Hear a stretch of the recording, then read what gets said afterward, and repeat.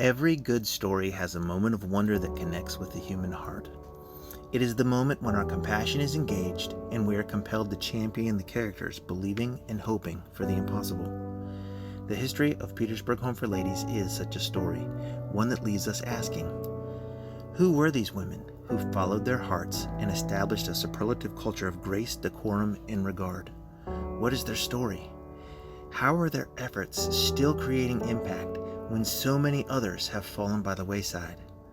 This is the story of Petersburg Home for Ladies, crafted through providence, laden with heartbreak, challenged through struggles, yet filled with hope and the kind of wisdom only time reveals as brilliance.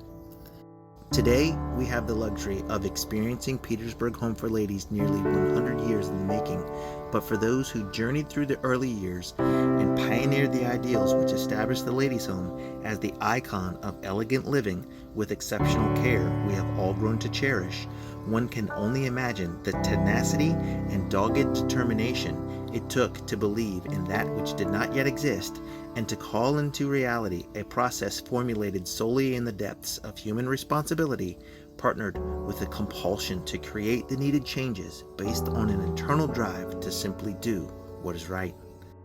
The characters in our story are incredible, defying the odds and building possibility out of simplicity.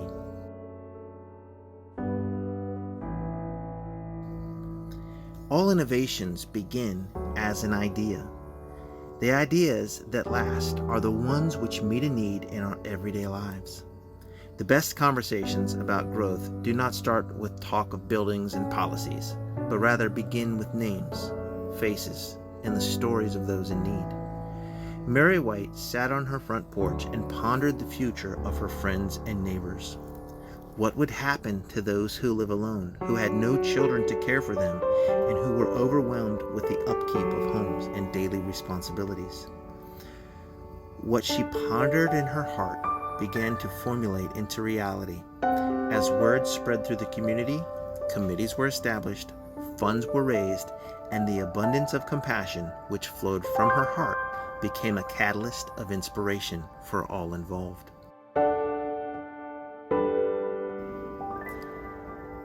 Quote, at a time when the 19th Amendment, which brought the vote to women, was only 5 years old, a predominantly female group, without considering itself sexist in any way, set about the business of identifying a need and giving its various talents and energies to meeting that need.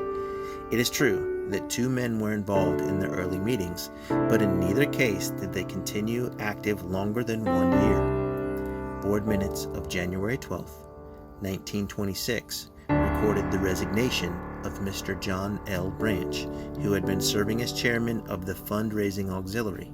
This is also the last date on which Dr. William F. Drury is officially mentioned. The burden of decision, continued guidance of development, and the continuing responsibility of the home have been the exclusive province of women. Unquote. Hibernia Cuthbert, We Ladies. Since our inception, Petersburg Home for Ladies has been governed by a volunteer and chiefly all-female board of directors. As we celebrate Women's History Month, let us always remember the sacrifices of our founders and attribute the goodliness of life's blessings to the steadfastness of their journey. It is from these founding women, all of those who have served as past board members and those current board members who faithfully invest their time, wisdom, and emotional strength into building our organization, that Petersburg Home for Ladies has been defined. These are the women who tell our story, give meaning to our identity, and masterfully craft our future.